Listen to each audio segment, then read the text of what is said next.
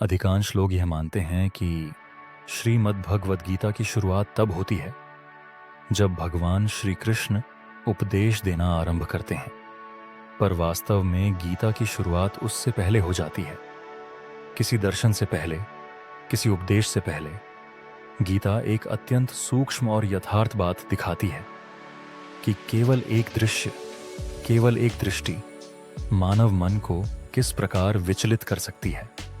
प्रथम अध्याय के दूसरे श्लोक में न तो कोई शस्त्र चलता है और न ही युद्ध प्रारंभ होता है।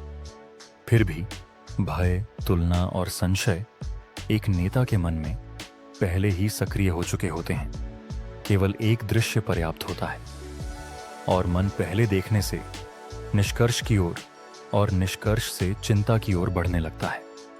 यदि आपने जीवन में कभी केवल किसी बात को देखकर ही अस्थिरता अनुभव की हो, कार्यस्थल पर अचानक आया परिवर्तन, कोई नया प्रतियोगी, कोई चिकित्सीय रिपोर्ट या परिवार से जुड़ा कोई अप्रत्याशित निर्णय, तो यह श्लोक कोई इतिहास नहीं है।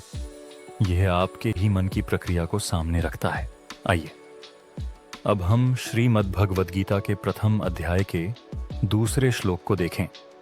केवल एक ऐतिहासिक वर्णन के रूप में नहीं, बल्कि एक ऐसे दर्पण के रूप में जिसमें यह स्पष्ट होता है कि कैसे दृष्टि भीतर की गति में बदल जाती है, चाहे वह कि कुरुक्षेत्र हो या हमारा दैनिक जीवन। और अंत में इस श्लोक का सार, जब मन अनिश्चित हो जाए तब सही मार्गदर्शक से मार्गदर्शन लेना क्या सिखाता है। श्रीमद् भगवद गीता अध्याय 1 श्लोक 2 इस प्रकार है। दृष्ट्वा तु पांडवानीकं व्यूढ़ं दुर्योधनस्तदा आचार्यमुपसंगम्य राजा वचनम ब्रवीत। इसका सामान्य अर्थ है, पांडवों की सेना को युद्ध व्यूह में व्यवस्थित देखकर राजा दुर्योधन अपने आचार्य द्रोणाचार्य के पास गया और उसने एक बात कही। अब इस श्लोक की क्रमबद्धता पर ध्यान दीजिए। श्लोक की शुरुआत होती है दृष्ट्वा, अर्थात देखकर। पूरी प्रक्रिया दृष्टि से प्रारंभ होती है। संजय सबसे पहले वही बताते हैं जो दृश्य रूप में सामने है, कि पांडवों की सेना व्यूढ़ है, अर्थात व्यवस्थित, सुसंगठित और युद्ध के लिए पूर्णतः तैयार। संजय का मन स्थिर है, इसलिए उनका वर्णन भी स्थिर है। वे धृतराष्ट्र को डराने के लिए कोई अतिशयोक्ति नहीं करते और न ही उन्हें सांत्वना देने के लिए सत्य को छिपाते हैं। वे केवल वही कहते हैं जो वास्तव में है। इसके बाद श्लोक दुर्योधन की प्रतिक्रिया को दिखाता है। वह विपक्ष की सेना की व्यवस्था को देखकर तुरंत आचार्य अर्थात द्रोणाचार्य के पास जाता है। यह उस मनः स्थिति को दर्शाता है जो अपने सामने संगठित शक्ति को देखकर भीतर से अस्थिर हो जाती है। जब आत्मविश्वास पूर्ण होता है तब मन अपनी ही योजना में स्थित रहता है, पर जब आत्मविश्वास डगमगाता है तब मन पहले विपक्ष को मापता है और फिर सहारा, आश्वासन और रणनीति के लिए किसी अधिकार, पुरुष या मार्गदर्शक की ओर दौड़ता है। अब यहाँ एक महत्वपूर्ण संस्कृत संकेत जुड़ता है। संस्कृत में केवल उसने कहा कहना भी पर्याप्त हो सकता था, पर गीता यहाँ विशेष प्रयोग करती है, वचनम ब्रवीत। इसका अर्थ केवल बोलना नहीं है। यह संकेत करता है कि जो कहा जा रहा है उसके भीतर कोई आंतरिक अभिप्राय भी निहित है। इसी कारण आगे आने वाले श्लोकों में दुर्योधन के शब्दों में एक गहरा उद्देश्य स्पष्ट होता है। वह द्रोणाचार्य को अधिक कठोर बनाना चाहता है, पांडवों के प्रति किसी भी कोमलता को हटाना चाहता है। उसका संकेत यही है कि ये लोग आपके शिष्य परंपरा से जुड़े हुए हैं, फिर भी युद्ध के लिए खड़े हैं, अतः ये अविनीत हैं और इन्हें शिष्य भाव से क्षमा नहीं किया जाना चाहिए। इस प्रकार गीता श्लोक 8.2 से ही यह स्पष्ट कर देती है कि दुर्योधन का आचार्य के पास जाना केवल परामर्श नहीं, बल्कि प्रभाव डालने का प्रयास भी है। अब पृष्ठभूमि में उपस्थित दो श्रोताओं की मनःस्थिति भी महत्वपूर्ण है। धृतराष्ट्र आसक्ति के साथ सुनते हैं। उनकी चिंता निष्पक्ष नहीं है, वह पुत्र आधारित है।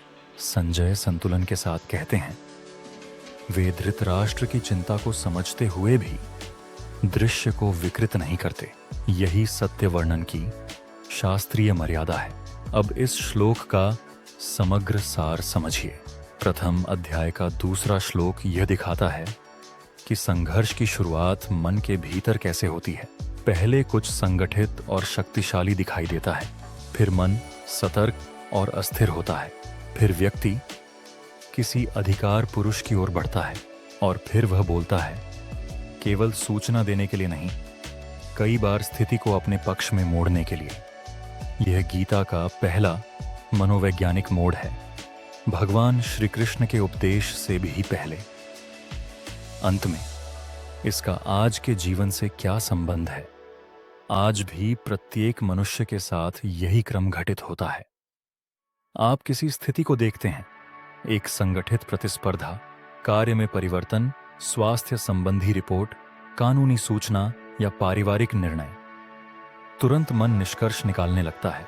यदि ज्ञान अधूरा हो तो निष्कर्ष शंका और भय बन जाता है, या फिर बिना गहराई का कठोर निर्णय। ऐसे समय में योग्य मार्गदर्शक से मार्गदर्शन लेना बुद्धिमानी और आवश्यकता दोनों है। पर यह श्लोक एक चेतावनी भी देता है, मार्गदर्शक के पास सत्य और सही कर्म के लिए जाइए, अपने भय को सही ठहराने के लिए नहीं, और न ही अपनी पक्षपातपूर्ण भावना को समर्थन दिलाने के लिए। सही गुरु स्पष्टता देता है, स्थिरता देता है और सही दिशा देता है, और सही शिष्य निष्कपट भाव से समीप जाता है, किसी छिपे उद्देश्य के साथ नहीं। और यही इस श्लोक का निष्कर्ष है। दृष्टि के बाद विवेक आवश्यक है, और विवेक तब सशक्त होता है जब सही भाव से सही मार्गदर्शन लिया जाए। इसी से संशय स्पष्टता में बदलता है, और स्पष्टता विवेकपूर्ण कर्म में। यदि यह चिंतन आपको अर्थपूर्ण लगा हो तो कृपया इस श्रृंखला को सहयोग देने हेतु इस वीडियो को लाइक और शेयर करें, और श्रीमद् भगवद गीता के आगामी श्लोकों के लिए हमारे साथ जुड़े रहें।